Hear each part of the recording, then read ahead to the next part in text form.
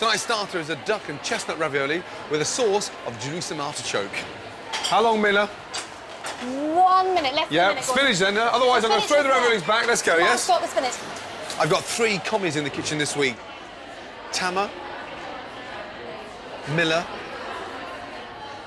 and Danny. Only one of them can come back next week. Right, now, first table, Tama. Raviolis are overcooked. Spinach is not ready, yes? Oui, chef. How long for yours? 30 seconds, Gordon. Let's serve yours first, but can I have the spinach first? Chef, it's ready. Too late. Sorry, big boy. Missed your chance. That's cowboy cooking. Not in here. Wakey, wakey, yes? Yes, chef. Now we're serving a Jerusalem artichoke sauce with the ravioli. Don't peel them. The flavour's in that skin. Slice it in half and just slice it down, almost like you're slicing shallots. It's important to start soaking them straight away, otherwise they'll go black. Now we've sweated them down, we're going to add some chicken stock, but you can add a vegetable stock and keep it as a vegetarian sauce. Bring it up to the boil, turn down the heat, 8 to 10 minutes, and then they're going to be ready for pureeing. Look. And there we have the most amazing Jerusalem artichoke sauce ready for the ravioli. Miller? Yes, Gordon. Far too thick and it's like stodge. We'll put Yes? some more stock in it, Gordon. And Miller? More stuff. Yes, Gordon. You can do something with these as well now, yeah? Start Oh, again. let's do them. Sorry. Next, the filling for the ravioli. Duck confit. Basically, it's going to be cooked in its own fat. Get your duck fat and just pour the duck fat over the legs. 180 degrees in the oven for about 1 hour, 45 minutes. Nice and slow. Next, shred the duck off the bone and add a tablespoon each of chestnut puree, sherry vinegar and double cream. Season with chives and bind it all together.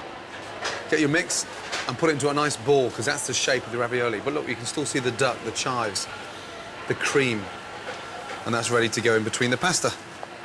2 discs per portion, duck into the centre of the pasta, and then we use an egg wash around the outside that binds the pasta together. 1 disc on top of the other, place over the ravioli, push down, lift up into your hands, and just squeeze all the air out and go around. And just remember the sort of days when you used to grow up with those flying saucer spaceships with a sherbet in the centre. That's all we're trying to create. Nice round top and a nice round bottom. Most important thing about cooking raviolis is always add a touch of oil to the water. That strengthens the pasta when we put the raviolis in the water and also protects it. And then just get the pan and twist the pan from left to right. And what that does, it prevents any ravioli from sticking on the bottom. Turn that gas back up now. Yeah?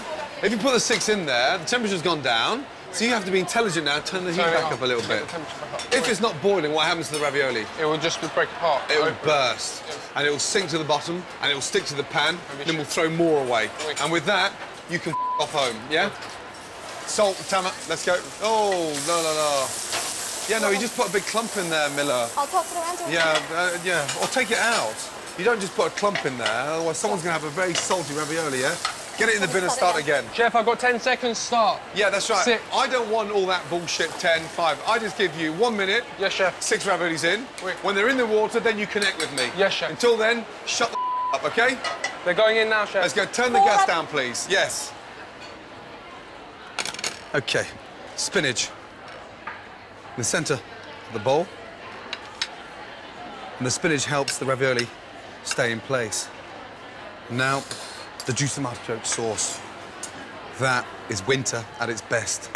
Come on, Tama, come on, you're fast asleep again. Honestly, you're like a big telegraph pole. Come on, big boy, you have got to bend those bones. Yes, chef. You know that, yeah? You're about as flexible as a post box. Move, go, table 6. Go.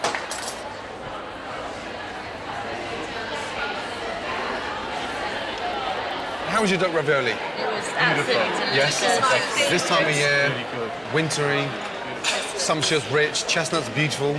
It is so well balanced, the flavours.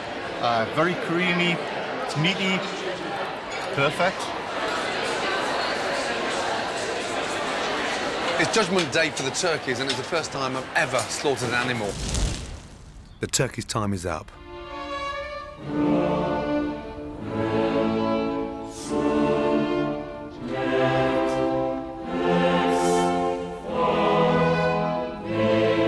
Hugh Fearnley-Whittingstall has popped round to give me some advice on slaughtering the turkeys. What are your plans for how they're going to be slaughtered? Chris, the farmer's going to come down and bring Do a it mobile slaughterhouse, a trailer, and do it properly, like, here. That's brilliant. Has he explained exactly how that's going to be done? Yeah, it's a very straightforward procedure. They're going to be stun gun. They'll die instantly, 3 to 4 seconds. That's definitely the right thing. Get him here, get it done here. And no long journeys, no extra stress. And any preparation for that? I mean... Yeah, absolutely. You shouldn't feed them for 24 hours before slaughter. Really? Well, because you're going to hang them with the guts in, which is right for developing the flavour. But you want the guts in, but you don't want any shit in there. It can just maybe turn the flavour a little bit on a long hanging. So now we're going to starve them for 24 hours before we kill them? That's just the way it goes. That's almost all animals go to slaughter on an empty stomach. And it's definitely the right thing for the meat. I also asked Hugh, what's the right way to prepare the kids? If, as I'm guessing might be likely, most of the kids don't want to see them go to slaughter. No. What you should still do, I think, is bring them to say goodbye. Right. So that they understand there's a finality. Okay. That's it. Bye-bye to the... Today we're going to say goodbye to the turkeys. Now the morning's arrived for that goodbye. Bit of a milestone today for the kids. I was dying to get to this particular day because I wanted them to understand exactly the whole objective to why we're doing this. There we go. No hold, let them out. We say goodbye properly. Come on, Grumpy Bag. Which one are we going to eat first? Nigella. Gary. Why Nigella? Because he's the biggest. She's the biggest. Doesn't mean to say she's going to be the tastiest. You know that? But could we keep their feet? No, we're not keeping their feet. Right, listen, I want you to say, yes, goodbye to them. We've succeeded in what we set out to do, Meg. Grown our own Christmas lunch. Well done for looking after them. For me, being a chef, of course, it's been an amazing journey for them to understand what it's like to go to the farm, to pick them up, to look after them, to feed them, to clean them, and then to eat them. It's crucial for any child. Bye, turkeys. I'll see you in the oven. Can I see them be killed? No, you can't see them being killed, no. Next on the menu, along with our main course of sea bass with a sweet and sour pepper sauce, I get Marty McCutcheon back in the kitchen for the perfect roast beef and Yorkshire pudding. I thought you'd make me cry, but because you'd be shouting all of it or something. And I get my commis to run the kitchen on their own. The last person on the hot plate is going home. Quick chef.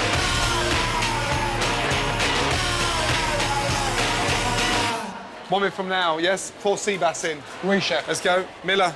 Yes, ma'am. Yeah. Danny. Yeah, get on the stove and Yes, stop chef. hiding. Yes? Welcome back to the F Word. Time now for the main course. Pan-roasted sea bass with a sweet and sour pepper sauce.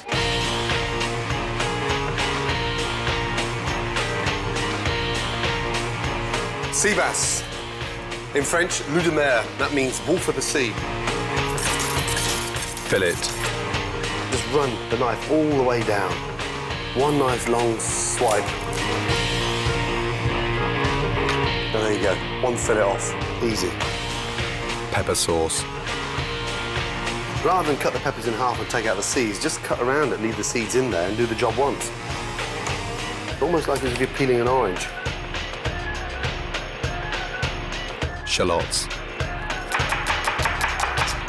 Nice hot pan. Olive oil.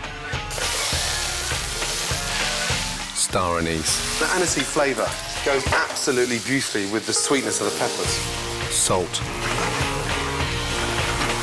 Basil. White wine vinegar. Burma. Reduce. It gives body to the sauce. Nice, glossy, syrupy. 200 mils of water. Simmer. It's fresh, it's vibrant, and it goes brilliantly with the sea bass. Blitz.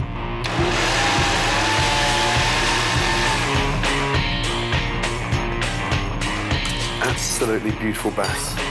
Score. Salt. Thyme. It just so perfumes the sea bass. Olive oil. Skin side down. In it goes. Fingers on top for 30 seconds. 90% of the cooking time will take place in that skin. But you'll know when it's cooked, when it starts turning bright white. Now it's time to turn it over.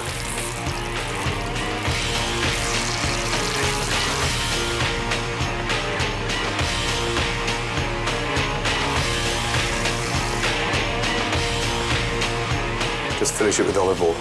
Sea bass with pepper sauce, done. With the sea bass, we're serving braised endive and rice pilaf. Now, endive is something you eat a lot of raw in salads. I quite like it this way because it's sort of roasted, braised, cooked in orange juice, and it's the perfect way of cooking endive, especially in winter. Now that we've got the colour on there, the caramelisation is taking place on the outside, it's time to add a touch of Grand Marnier. Grand Marnier in. Whew. Merry Christmas. Once we've burnt off the alcohol, get your orange juice, give it a good shake, and now, look, orange juice into the pan. Into the oven, 10 to 12 minutes, and by the time the orange juice is evaporated, the endive is cooked. Miller? Yes, Gordon. Look at the bass. Miller, it's only going in one place, darling. That's going in the bin. It's burnt. Sorry, Start again. Yes. No. And Danny, what the are you doing? What are you doing? I was just making sure this didn't burn, Chef. And You're making sure the sea bass is burnt. You've done that no, already? No, the sauce, Chef. I just took The it sauce, off the heat. right. OK. And Basically, moved can you on get a in. grip? Yes, Chef. 10 portions of sea bass in the bin, nothing happening. Yes, Chef. You're looking busy. We're actually doing nothing. I know what you're doing, just spinning around, you know, like this, bobbing around. Nothing's actually been done. Now, there's the top of the endive. Oui. Yeah? Get the endive coming back down like this. See that nice little point it had? Oui. And place the base of the endive, yeah? At the base of the plate. Look. Oui. Yeah? And follow it up. Now watch. There's the sea bass. There's the top, there's the bottom. White, the sea bass, on there. Now look. I'm going to show you this one. Watch. Sauce, 1 spoon, round, and look at the colours. Look. There you go. Well done. Finish it off. How long, Miller, please? Now. Ready to go, Gordon. Look at that there. Look. Yeah? Beautiful. The colours are there. Yes? Do that plate, I'll do this one. Yes? Happy with that? Oui, chef. Are you happy with that? Oui. So you should be. Go, please.